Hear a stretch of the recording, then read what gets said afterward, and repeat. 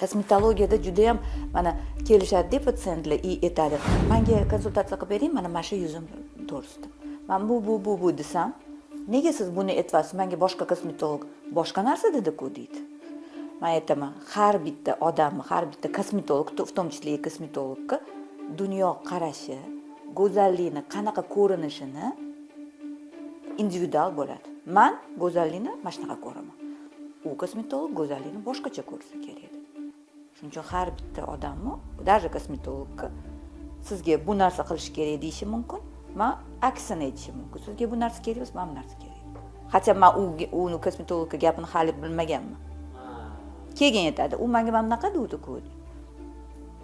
Bizning kosmetologlar hozir juda ham 3 oylik kurslarni bitirib chiqqan, tezroq pul ishlaydigan kosmetologlar ko'p-da. Keladi patsient oson narsa filler. Hatto uni asoratini vrach emas-ku, asoratini bilmaydi. Agar filler yuziga ko'p qilinsa, endi u shunaqa katta qilaradi yuzni 2 haftadan keyin. Boshida chiroyli bo'ladi. O'sha kuni, keyingi kuni, 3 kundan keyin chiroyli bo'ladi. Cho'tka avval aytdim-ku sizga anunda. Cho'tka avval yuzlari tekis bo'ladi-da.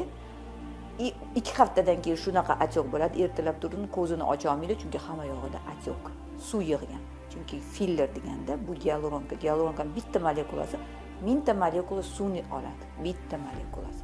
O'ta qancha?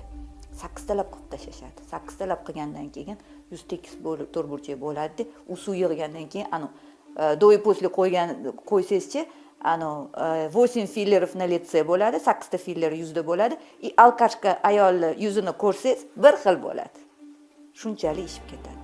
Alkashlar ham suv, alkogol suv ishiradi-da yuzni. Alkogol iste'mol qiladigan ayollar bir xil bo'ladi. Shuning uchun iltimos kosmetologlarga buyoqqa qarab aytiladimi?